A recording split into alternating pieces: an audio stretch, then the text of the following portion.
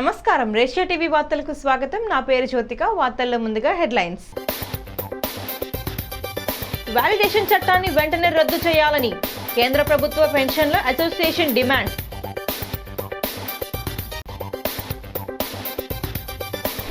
జే brand cheap లిక్కర్ల వల్ల ఎన్నో వేల మందికి లివర్ చెడిపోయిందని ఎమ్మెల్యే ఆదిరెడ్డి శ్రీనివాస్ ఆరోపించారు.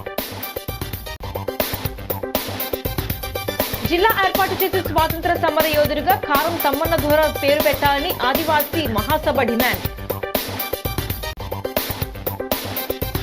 వాట్సాప్ ద్వారా నగర సమస్యలకు పరిష్కారం చేయడానికి వాట్సాప్ నెంబరు అందుబాటులోకి జిల్లా కలెక్టర్ పి ప్రశాంతి.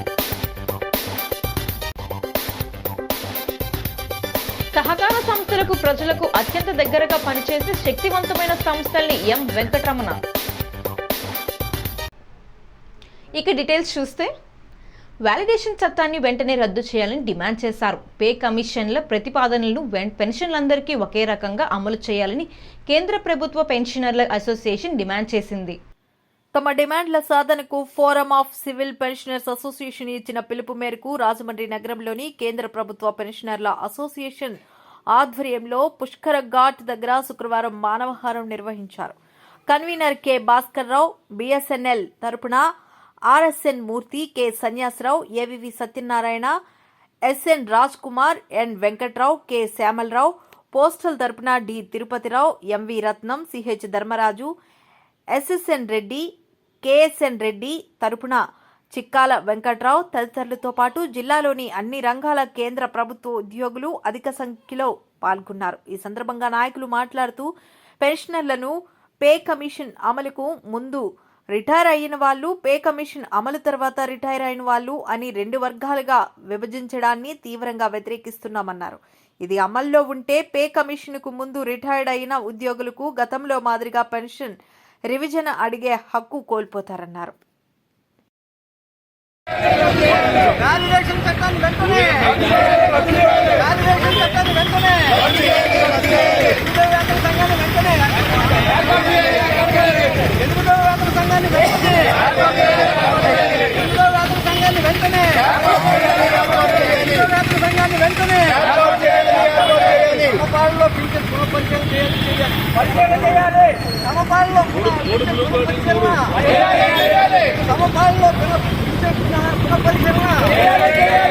గత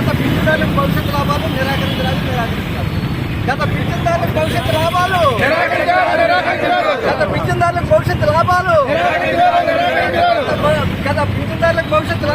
వైసీపీ పాలనలో కల్తీ మద్యంతో జగన్ ప్రజల ప్రాణాలతో చెలగాటమాడారని, జే బ్రాండ్లు చీఫ్ లిక్కర్ల వల్ల మద్యం సేవించిన ఎన్నో వేల మందికి లివర్ చెడిపోయిందని రాజమండ్రి సిటీ ఎమ్మెల్యే ఆదిరెడ్డి శ్రీనివాస్ ఆరోపించారు. స్థానిక ఆర్యాపురం టింబర్ మర్చెంట్స్ కళ్యాణ మండపంలో శుక్రవారం జరిగిన కార్యక్రమంలో పాల్గొన్న ఎమ్మెల్యే ఆదిరెడ్డి వాసు మాట్లాడుతూ తాను అందించిన సీఎం సహాయ నిధి చెక్కులు ఎక్కువగా లివర్ వ్యాధిగ్రస్తులకు అందించినట్లు తెలిపారు. జగన్ పాలనలో గత 5 సంవత్సరాలుగా ఏపీలో కల్తీ మద్యం విక్రయాలే దీనికి కారణమని ఆయన అన్నారు. ఇది తాను సొంతంగా చెబుతున్న మాటలు కాదని రాజమండ్రి ప్రభుత్వ ఆసుపత్రి వైద్యులు చెబుతున్నారని ఆయన తెలిపారు. ఇందుకు సంబంధించిన గణాంకాలు వివరించారు. దేశంలోనే అతిపెద్ద మద్యం స్కామ్ జగన్ హయాంలో చోటు చేసుకుందని ఎమ్మెల్యే ఆదిరెడ్డి వాసు విమర్శించారు. ఈ లిక్కర్ స్కామ్లో ఎంపీ మిథున్ రెడ్డి అరెస్ట్ అయి రాజమండ్రి సెంట్రల్ జైల్లో ఉన్నారని ఆయన గుర్తు చేస్తూ ఆయనకు కల్పించిన సదుపాయాలు చూస్తే అతను ఏదో పిక్నిక్ వచ్చినట్లుగా ఉందని వాపోయారు.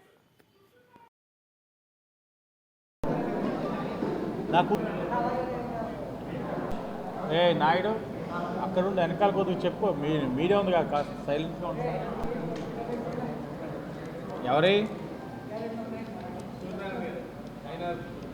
ఎవరు అడ్వకేట్స్ మీడియా వారందరికీ నమస్కారం.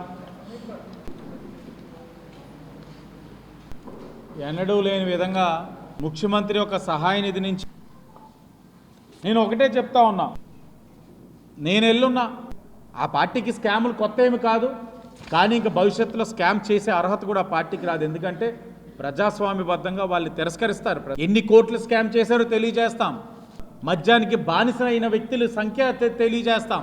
వర్షాలు పడతా ఉన్నాయి, గతంలోనే వర్షాలు మీడియా అన్నానా ఆయన ఏదో అడుగుతున్నారనేసరికి అటు వెళ్ళిపోయింది చూపు. వెళ్ళిపోవా చెక్కులు ఇచ్చుకొని. చట్టబద్ధంగా మనకి రావాల్సినవి మనకు వస్తాయి, అంతేగాని మనం ఏదో ఉత్తముల్లాగా ఏదో మీడియా దగ్గరికి వచ్చి పదే పదే అంటా ఉన్నారు మిథున్ రెడ్డి 3 సార్లు ఎంపీ 3 సార్లు ఎంపీ అని. అంటన వాళ్ళని ఒకటే అడుగుతా ఉన్నాను, 3 సార్లు ముఖ్యమంత్రి చేసిన చంద్రబాబు నాయుడు గారిని అన్యాయంగా అరెస్ట్ చేసిన విధానం మీకు గుర్తు రావట్లేదా? దేశంలోనే గొప్ప చరిత్ర కలిగిన రాజకీయ నాయకుడిగా ఉన్న చంద్రబాబు నాయుడు గారిని ఏ విధంగా మీరు అవమానపరిచారు అన్నది వైసీపీ వాళ్ళు మర్చిపోతున్నారా? చంద్రబాబు నాయుడు గారు జైల్లో ఎంటర్ అవుతున్నప్పుడు జైలు లోపల ఫోటో తీసి, హక్కు లేకపోయినా ఆయన ఫోటో తీసి సోషల్ మీడియాలో హల్చల్ చేసి సునకానందం పొందిన ఆనాడు వైసీపీ నాయకులు మీకు గుర్తు రావట్లేదా? చంద్రబాబు నాయుడు గారు జైల్లోకి లోపలికి అడుగులు పెడుతున్నప్పుడు ఫోటో తీసారన్న విషయం, లోపలికి ఎంటర్ అవుతున్నప్పుడు ఫోటో తీయచ్చా తీయకూడదు, ఎలా బయటకు వచ్చింది? సమాధానం చెప్పగలరా ఈ వైసీపీ వాళ్ళు? ఇప్పుడేదో కబుర్లు చెప్తా ఉన్నారు. 70 సంవత్సరాలు పైపడిన పెద్ద ఆయన, సుదీర్ఘ రాజకీయ అనుభవం కలిగిన వ్యక్తి, 3 సంవత్సరాలు ముఖ్యమంత్రి చేసిన వ్యక్తి దోమలు కొడుతున్నాయి, నాకు దోమతెర ఇవ్వండి అని అడిగితే ఇదే వైసీపీలో ఉన్న ఒక మాజీ మంత్రి మాట్లాడిన మాటలు మర్చిపోతున్నారా వైసీపీ వాళ్ళు? జైల్లో దోమలు కాకపోతే రంభో ఓరసలు కొడతారా అని చెప్పి అడిగాడు. ఇన్ని మాట్లాడి ఈరోజు వచ్చి నీతి కబుర్లు చెప్తారా జైలు దగ్గర? అలా జరిగింది ఎలా జరిగిందని నన్ను అడిగితే ఆయన పిక్నిక్ వెళ్ళినట్లే ఉంది. ఆయన మిథున్ రెడ్డి ఆయనకి ఇచ్చిన వసతులు అన్నీ చూస్తే ఆయన పిక్నిక్ వెళ్ళినట్లే ఉంది. ఇది కూటమి ప్రభుత్వం కాబట్టి కక్షలు ఉండవు, వేధింపులు ఉండవు, కానీ చట్టాన్ని అధిగమించిన వాళ్ళపైన చర్యలు ఉంటాయి. అంత ప్రజాస్వామ్యంగా ఉన్నాం కాబట్టే వాళ్ళకి నచ్చినట్లు సాగుతూ ఉంది. వాళ్ళు అడిగిందల్లా వస్తూ ఉంది. ఓ పిక్నిక్ లాగా వెళ్ళారు, చూస్తున్నాం, క్యారేజీలు వెళ్తున్నాయి, టన్నుల పేపర్లు వెళ్తున్నాయి, ఆత్మకథ రాసుకుంటున్నారేమో ఆయన అక్కడ. పోల్ని రాయనివ్వండి, ఏదేమైనా ఒకటే. రంపచోడవరం కేంద్రంగా జిల్లా ఏర్పాటు చేసి తొలి మన్యం వీరుడు స్వాతంత్ర సమరయోధుడు కారం తమ్మన్న దొర పేరు పెట్టాలని ఆదివాసీ మహాసభ డిమాండ్ చేసింది. కారం తమ్మన్న దొర, కారుకొండ సుబ్బారెడ్డిల అనుచరుల వివరాలను ప్రభుత్వం వెంటనే సేకరించి ప్రచురించాలని, వారి కుటుంబాలకు తగిన గుర్తింపు ఇవ్వాలని కోరింది. ఆదివాసీ మహాసభ ప్రెసిడెంట్ మిడియం వెంకటస్వామి, కొంజం వెంకటరమణమ్మ, న్యాయ సలహాదారు అయినాపురపు సూర్యనారాయణ రాజమండ్రి ప్రెస్ క్లబ్లో శుక్రవారం ఉదయం మీడియా సమావేశంలో మాట్లాడుతూ, తమ్మన్న దొర ఆంగ్లేయులతో యుద్ధం చేసిన నాటికి మహాత్మా గాంధీ, జవహర్లాల్ నెహ్రూ, సర్దార్ వల్లభాయ్ పటేల్ వంటి వాళ్ళు అసలు పుట్టలేదన్నారు. అలాగే రంప తిరుగుబాటుదారు ఎవరంటే అల్లూరి సీతారామరాజు అని చెబుతారని, అయితే వాస్తవానికి 1840లో బ్రిటిష్ వారితో రంపలో యుద్ధం చేసిన తొలి రంప తిరుగుబాటు వీరుడు కారం తమ్మన్న దొరని ఆయన చెప్పారు. అదేవిధంగా పోలవరం ప్రాంతంలో కారుకొండ సుబ్బారెడ్డి ఆంగ్లేయులపై తిరుగుబాటు చేయడంతో ఈయనతో పాటు 10 మంది అనుచరులను 1958 అక్టోబర్ 7న ఉరితీశారని, అదేవిధంగా 35 మంది అనుచరులకు జీవిత ఖైదీ విధించి గుంటూరు సెంట్రల్ జైలుకు తరలించడమే కాకుండా మరో 8 మంది అనుచరులను అండమాన్ జైలుకు పంపారని సూర్యనారాయణ తెలిపారు.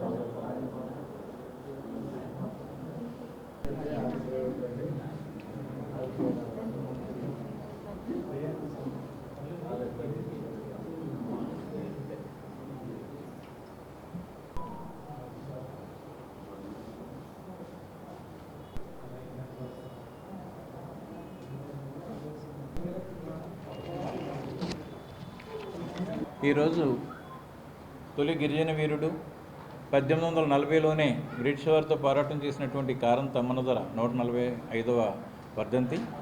ఆ సందర్భంగా ఈరోజు మా ప్రధానమైన డిమాండ్ ఏంటంటే, చంద్రబాబు నాయుడు గారు గత ఎన్నికల ముందు రంపచోడవరం కేంద్రంగా జిల్లా ఇస్తామని చెప్పేసి ప్రకటించారు కాబట్టి ఆ జిల్లాను కారం తమ్మన్న దొర జిల్లాగా ప్రకటించాలని చెప్పేసి కోరుతున్నాం. అదే సమయంలో మరో పోరాట యోధుడు కారుకొండ సుబ్బారెడ్డి ఆయన్ని ఉరితీసి రాజమండ్రి తీసుకొచ్చి కోటగుమ్మం దగ్గర ఆయన ఇనుప పంజరంలో పెట్టి వేలాడి తీస్తే 1920 దాకా కూడా ఆస్తి పంజరం అక్కడే ఉన్నదని చెప్పేసి చరిత్రలో ఉంది.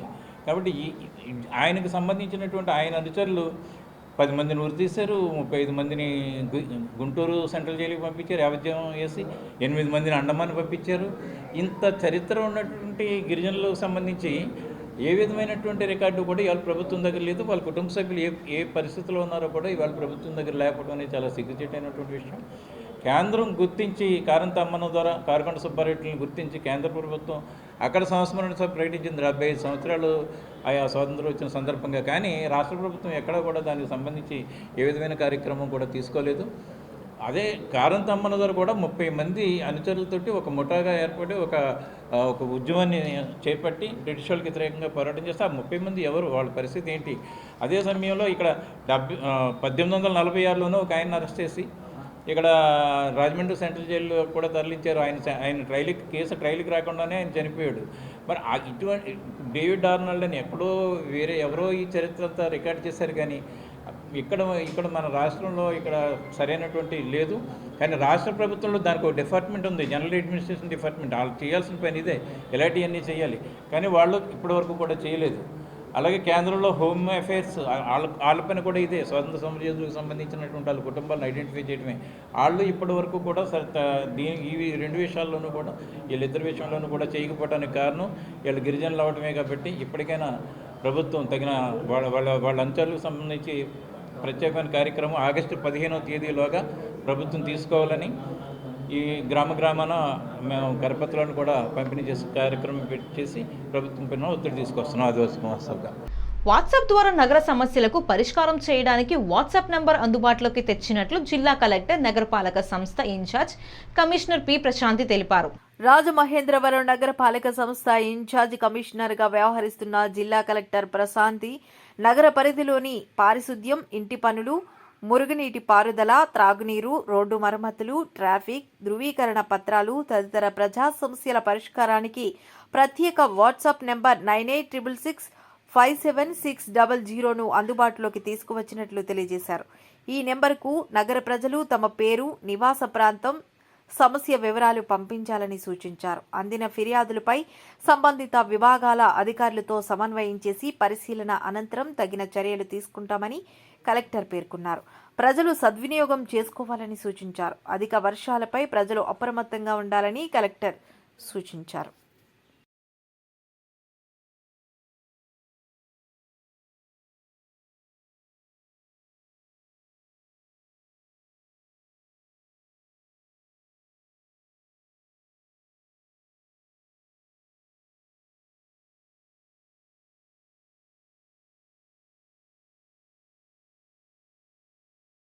సహకార సంస్థలు ప్రజలకు అత్యంత దగ్గరగా పనిచేసి శక్తివంతమైన సంస్థలని సమాచారం హక్కు చట్టం 2005 అమలులో సహకార శాఖ ఉద్యోగులు కీలకంగా వ్యవహరించాలని జిల్లా సహకార అధికారి ఎం వెంకటరమణ తెలిపారు. స్థానిక ఆర్యాపురం అర్బన్ కోఆపరేటివ్ బ్యాంక్ సమావేశ మందిరంలో జిల్లా సహకార శాఖ ఆధ్వర్యంలో సమాచార హక్కు చట్టం 2025పై జిల్లా స్థాయి అవగాహన కార్యక్రమం బుధవారం నిర్వహించారు. ముఖ్య అతిథిగా పాల్గొన్న జిల్లా సహకార అధికారి వెంకటరమణ మాట్లాడుతూ సమాచార హక్కు చట్టం 2025కి చెందిన దరఖాస్తుల స్వీకరణ సెక్షన్ 6కి లోబడి ఉంటుందన్నారు. సమయానికి సమాధానం ఇవ్వాల్సిన గడువు సెక్షన్ 7, అప్పీల్ ప్రక్రియ సెక్షన్ 19 తదితర అంశాలపై ప్రజా సమాచార అధికారులు పూర్తిస్థాయి అవగాహన కలిగి ఉండాలన్నారు. ఈ సమాచారాన్ని ఆలస్యం చేయడం, ఇవ్వకపోవడం వంటి సందర్భాల్లో జరిమానా విధించే అవకాశం ఉండడంతో పాటు సెక్షన్ 20 కింద క్రమశిక్షణ చర్యలు కూడా తీసుకునే అవకాశం ఉందని వివరించారు.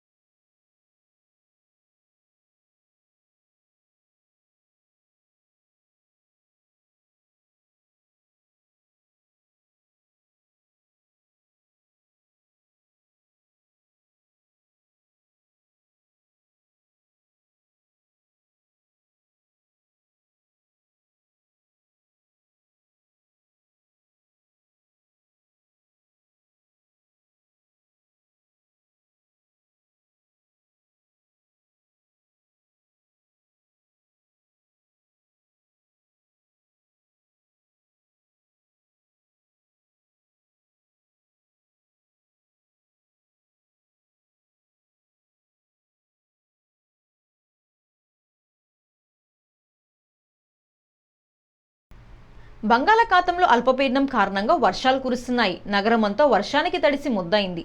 అధిక వర్షాల నేపథ్యంలో ప్రజలు అప్రమత్తంగా ఉండాలని జిల్లా కలెక్టర్ పి ప్రశాంతి విజ్ఞప్తి చేశారు.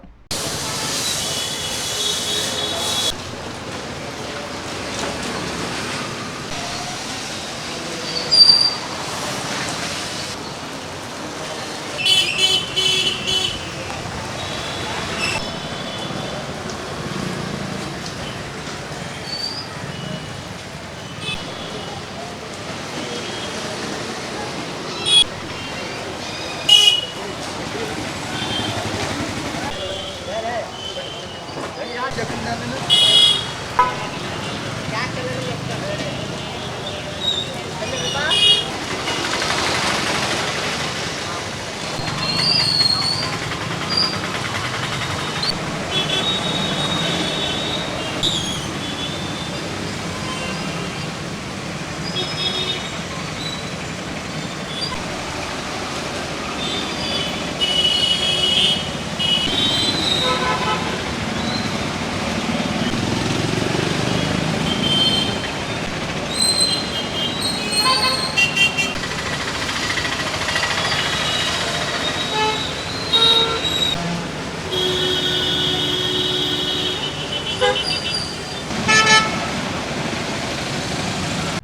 23 మందికి 11,65,449 రూపాయలు విలువ చేసే సీఎం సహాయ నిధి చెక్కులను సిటీ ఎమ్మెల్యే ఆదిరెడ్డి శ్రీనివాస్ శుక్రవారం పంపిణీ చేశారు.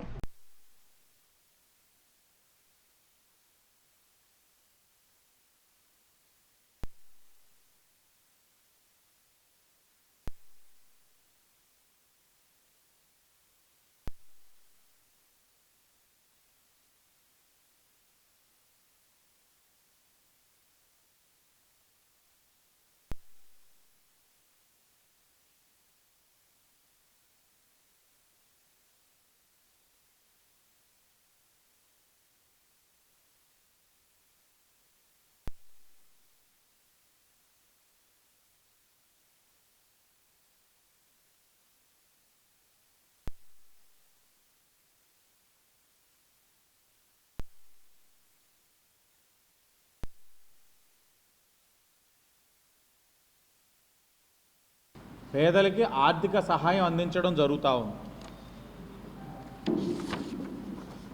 ఇప్పటి వరకు ఈ నియోజకవర్గంలో 149 మందికి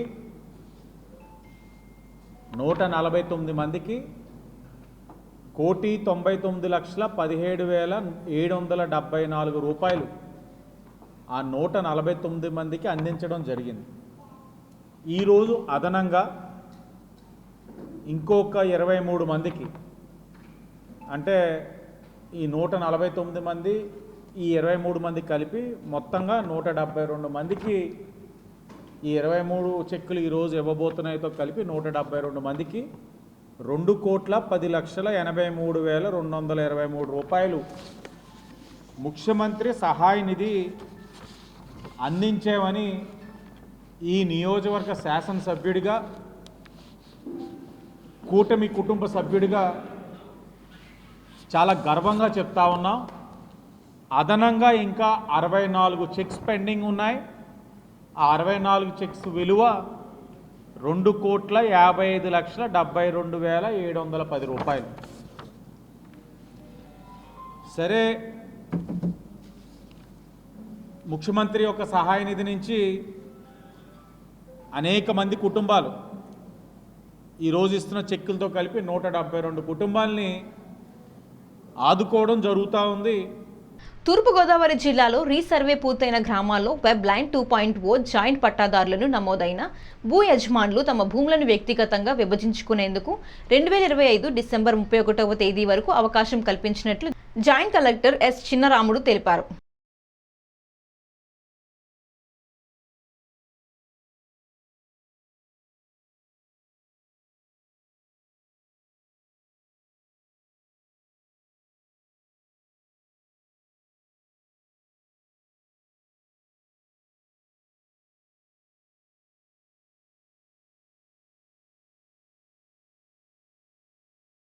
ఆంధ్రప్రదేశ్ పాస్టర్ ప్రేయర్ ఫెలోషిప్ ఆధ్వర్యాన ఐక్య క్రైస్తవుల సేవకుల సదస్సు మోరంపూడిలో జరిగింది.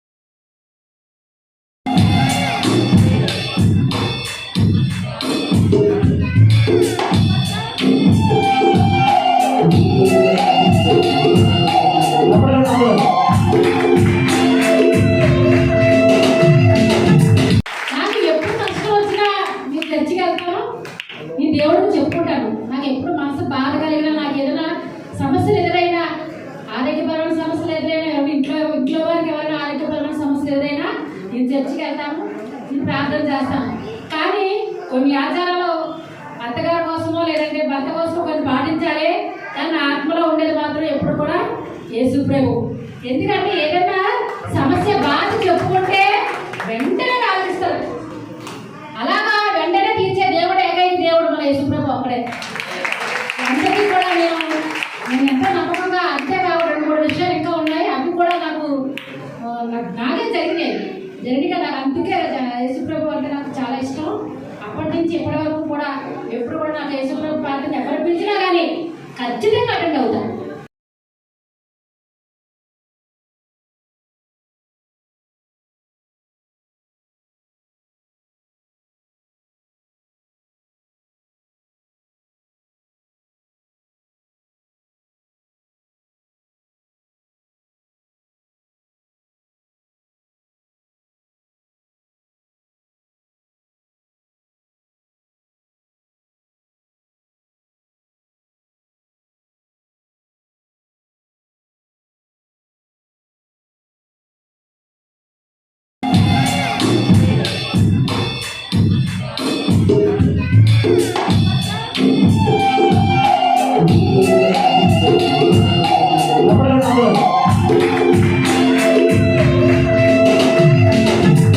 నాకు ఎప్పుడు కష్టం వచ్చినా మీరు చర్చికి వెళ్తాను, ఈ దేవుడిని చెప్పుకుంటాను. నాకు ఎప్పుడు మనసు బాధ కలిగినా, నాకు ఏదైనా సమస్యలు ఎదురైనా, ఆరోగ్యపరమైన సమస్యలు ఎదురైనా, ఇంట్లో వారికి ఎవరైనా ఆరోగ్యపరమైన సమస్యలు ఎదురైనా నేను చర్చికి వెళ్తాను, నేను ప్రార్థన చేస్తాను.